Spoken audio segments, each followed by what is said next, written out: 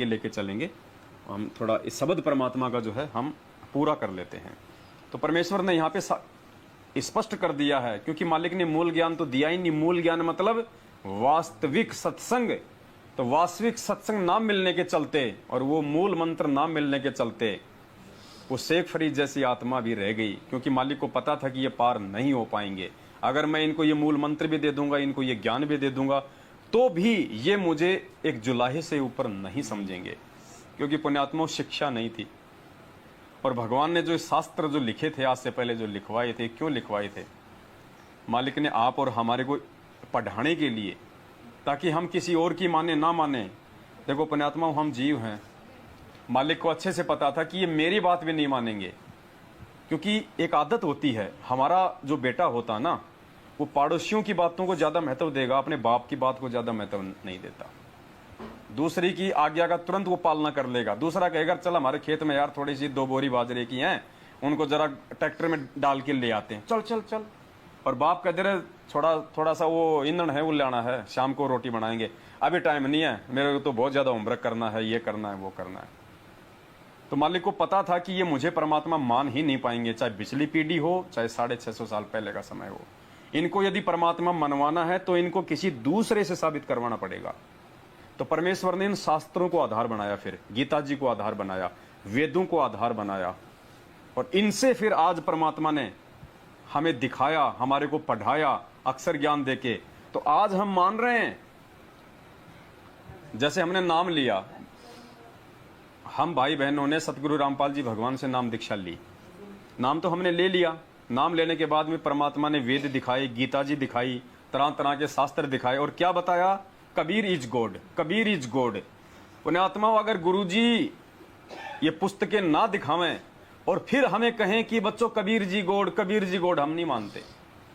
हम अपने भगवान की नहीं मानेंगे, लेकिन भगवान ने जब उन पुस्तकों में दिखाया तो हमें थोड़ा थोड़ा यकीन होने लगा कि कबीर इज गॉड। तो पुण्यात्माओं, ये जीव की फितरत है।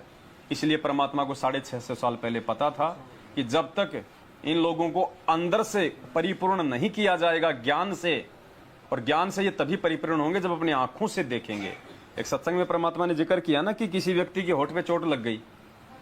अब किसी ने कहा कि भाई ये चोट ऐसे नहीं मिटेगी, थोड़ा सा हलवा बनाकर इसके होठ के रखो, यहाँ पे बांधो, तो ये जल्दी इसका घाव भरेगा, ठीक हो जाएगा। तो घर वालों ने इतना सा हलवा बनाया और उसके होठ पे रखा, उसको मीठा लगा तो उसने अंदर ले लिया। अरे बोले क्या किया? गया वो तो अंदर, थोड़ा सा और बनाया, अंदर चला गया। तो किसी समझदार आदमी ने कहा अरे पहले इसको अंदर से भरो, पहले ढंग का बना के 1 कटोरी 2 कटोरी पहले इसको अंदर से छिक करो, फिर इसके होठ पे रुकेगा वो। तो पुण्यात्मा, ठीक इसी प्रकार ये परमात्मा हमारे हृदय में उस समय समाएगा जब परमात्मा उससे पहले इस ज्ञान को हमारे अंदर, हमारे अंतःकरण में दिखा दिखा के, वेद, गीत, कुरान, पुराण, बाइबल, जब परमात्मा ने हमारे को अंदर से ज्ञान से परिपूर्ण किया, ओतप्रोत किया, तब कहीं जाके हमारी आत्मा ने स्वीकार किया है कि भाई ये कबीर इज गॉड। और एक सत्संग में मालिक ने कहा कि भाई कबीर भगवान, उस काशी वाले जुलाहा को भगवान मानने के लिए तो इतना कालजा चाहिए। कितना? इतना कालजा। अब सोचो पुण्यात्माओं, काशी वाले कबीर को, जिस रूप में परमात्मा 650 साल पहले आए थे, दाढ़ी मूछ वाले को, उसको इतने प्रमाण देखने के बाद भी, 27 साल की गुरुदेव की अथक मेहनत के बाद भी, गुरुदेव कह रहे हैं कि उसको भी परमात्मा मानने के लिए इतना कलेजा। तो सोचो, सतगुरु रामपाल जी भगवान को कबीर परमात्मा मानने के लिए तो पुण्यात्मा इतना कलेजा चाहिए। और ये कलेजा केवल उसकी शेर दिल आत्माओं में हो सकता, गीदड़ों में नहीं हो सकता। जिनको ये समझ में नहीं आ रहा कि परमात्मा जिस मैनेजमेंट को रिजेक्ट करके 2014 में जेल गए हैं, जिस सतलोक आश्रम मैनेजमेंट हरियाणा की काल प्रेरित उल्टी हरकतों के चलते आज हमारा बाप जेल में बैठा है, हम उन्हीं की चापलूसी कर रहे हैं, हम उन्हीं की चमचागिरी कर रहे हैं, हम उन्हीं के द्वारा खोले गए इन फर्जी आश्रमों में जाते हैं, इन फर्जी नामदान केंद्रों पे जाते हैं, इन कुपात्रों को ज्योति पाठ और दान का पैसा दे रहे हैं। तो सोचिए पुण्यात्मा, वो परमात्मा को दुखी कर रहे हैं, परमात्मा को खुश कर रहे हैं।